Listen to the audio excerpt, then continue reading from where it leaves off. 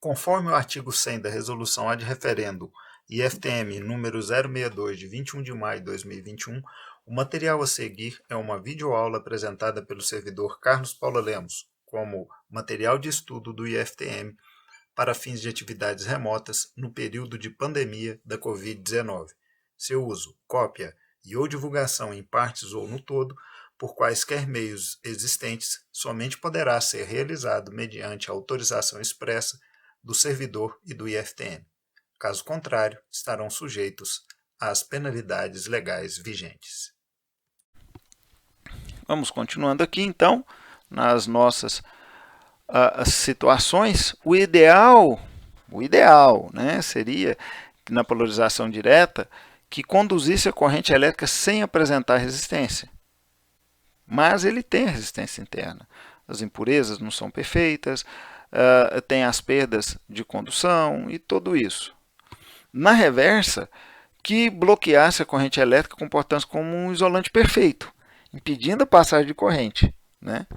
Que foi o que a gente viu ali. Você pode colocar ele reverso, não ia passar nada. O direto já passa, acende, mas aí vai ter o aumento e a diminuição da corrente de acordo com o quê?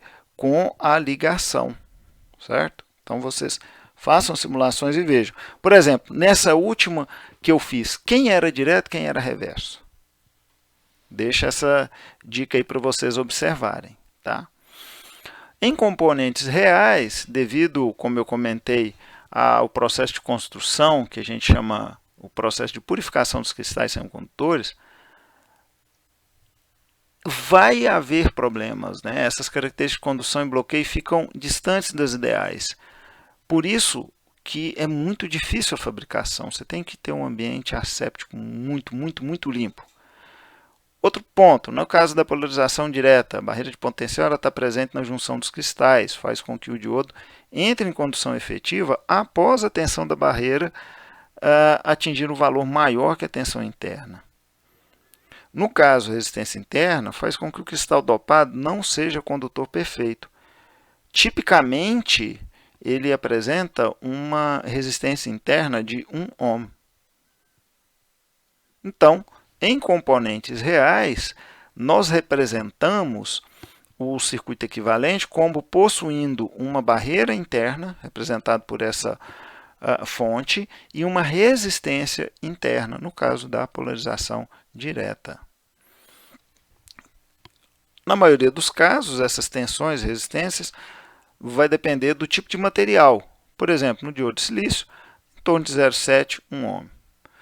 Aí eu considero um diodo real igual ao diodo ideal no que diz respeito à condução, sem provocar erros significativos que vão aí abalar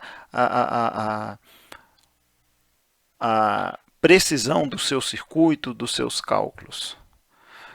Por isso eu digo a vocês, é muito importante, faça os cálculos teóricos no papel, depois faça a simulação no computador, para depois montar o seu circuito propriamente dito. Esses são 2 passos deveras importantes. No caso da reversa, é como se eu tivesse uma resistência paralela, um circuito paralelo à chave, né? Então eu tenho aí na resistência paralela também, devido a esses portadores minoritários, ele não é capaz de impedir totalmente a existência de uma corrente no sentido inverso. Vai ter uma corrente que a gente chama reversa. Porém, um circuito como se fosse paralelo aí, com uma resistência muito elevada. É uma corrente de fuga baixa. É interessante você olhar no datasheet para saber se essa corrente de fuga ela vai te impedir ou não, vai ser prejudicial ou não no seu projeto. Falando em datasheet e falando nesses manuais, né, um diodo muito comum, a gente usou 2 aqui, é o N4001. Vamos dar uma olhada aqui. Como é que eu acho? Eu estou aqui na internet, eu venho aqui e escrevo N4001.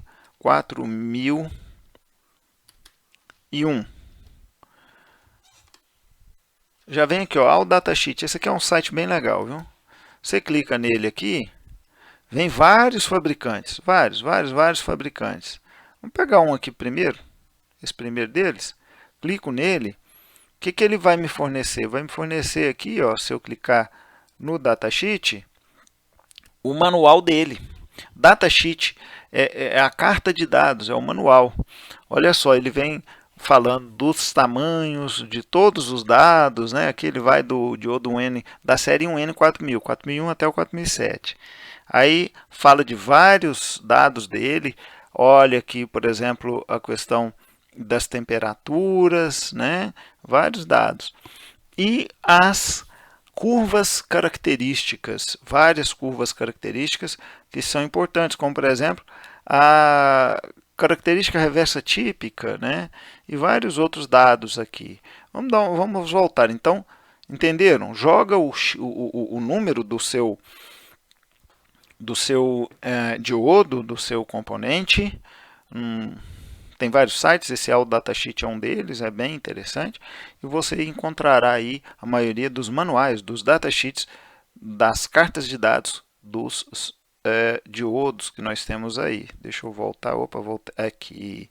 Então, esse gráfico que relaciona cada valor da tensão aplicada com a corrente elétrica que atravessa o diodo, a gente chama de curva característica.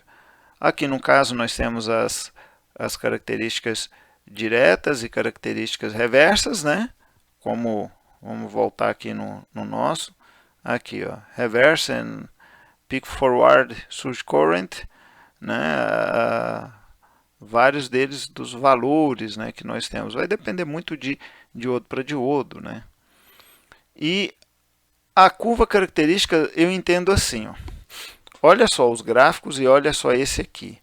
A polarização direta, imagine só então que você está na polarização direta e é legal essa simulação que nós fizemos aqui, né, colocando ele na polarização direta. Deixa eu desmontar aqui e inverter essa criaturinha. O que acontece? Vamos colocar... não está ligado. Ó, isso aqui a gente tem que ter um cuidado grande, né? Deixa eu salvar. Olha só. Com 0,5, 8 nanoampere. Vamos colocar aqui 0,6. 0,6. Vamos simular. Salvar. Opa. Salvar. E simular. 17. Né? 0,6 foi para 17. Vamos colocar aqui um pouquinho mais.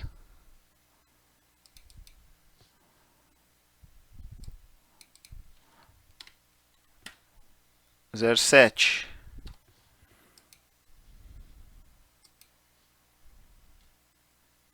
36 nanoampere. Note que está aumentando, ainda não acendeu. Vamos dobrar. Vamos colocar 1.4.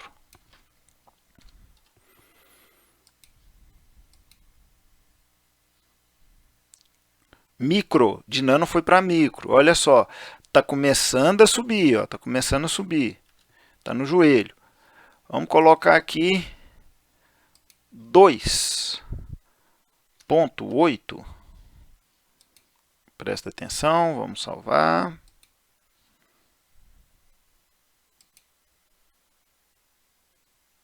Acendeu e foi para 0,7 ampere.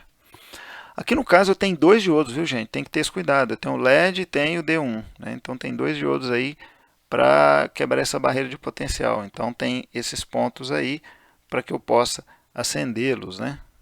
Certo? Então o que aconteceu? Agora é bem legal o seguinte, olha só, saiu de nano para unidades de ampere. Se eu coloco aqui 3,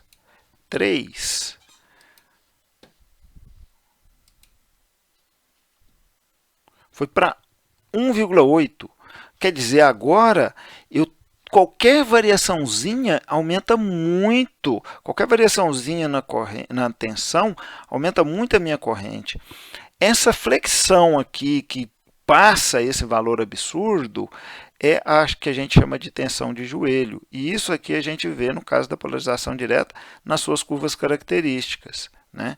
Então o diodo não é um comportamento linear, não é, eu tenho 1 volt, eu vou ter 1 ampere, eu tenho 2 volts, eu vou ter 2 amperes. Não, eu tenho uma variação muito baixa, muito pouca da minha corrente em função da tensão até a tensão de joelho, e após a tensão de joelho, uma variação abrupta, sobe muito para pouca variação da minha corrente, né? Então, observando aqui, eu posso dizer que na tensão de joelho, o diodo não conduz intensamente até que ultrapasse a barreira. E à medida que a bateria se aproxima do potencial da barreira, os meus elétrons e as lacunas começam a atravessar a junção em grande quantidade. E a tensão para a qual a corrente começa a aumentar rapidamente é a tensão de joelho, aproximadamente 0,7. Convido vocês a tirar esse LED, a colocar o seu diodo polarizado diretamente, depois reversamente, e ir variando paulatinamente esse valor. Coloca que o diodo, um N4007, faça. Eu fiz com essa daqui, olha que um está de um lado, outro do outro, e depois inverte também do LED, vê o que acontece. Tá? Sugiro que vocês façam esses experimentos. Na reversa, eu vou ter uma tensão de ruptura. Quer dizer, ele vai bloqueando, bloqueando, e depois disso ele rompe e passa muita corrente ao contrário. Quer dizer, ele rompe, e isso pode ser danoso ao seu circuito. Então você tem que ter esse cuidado aí com os valores da polarização reversa. Tá? Salvo o diodo feito para tal, os diodos não podem trabalhar nessa região de ruptura. Se for aumentada a tensão reversa, aplica sobre o diodo, né, aplicada sobre o diodo, melhor dizendo, chega um momento em que atinge essa tensão de ruptura e varia muito de diodo para diodo esse valor da tensão, e a partir da qual a corrente aumenta absurdamente, sensivelmente. Então vocês têm que ter esse cuidado aí nos seus projetos. A curva característica de um diodo de silício, eu tenho aqui a polarização direta e aqui a polarização reversa. Eu tenho aí então a tensão de joelho e aqui a tensão de ruptura, tá bom? Tensão de joelho e a tensão de ruptura. Ficar sempre atento a esses dois pontos. E aí, ficou alguma dúvida? Se tiver ficado, por favor, entre em contato comigo pelo e-mail carloslemos@iftm.edu.br ou me procure pelo Facebook, Carlos Paula Lemos. Muito grato, um grande abraço e até o próximo encontro.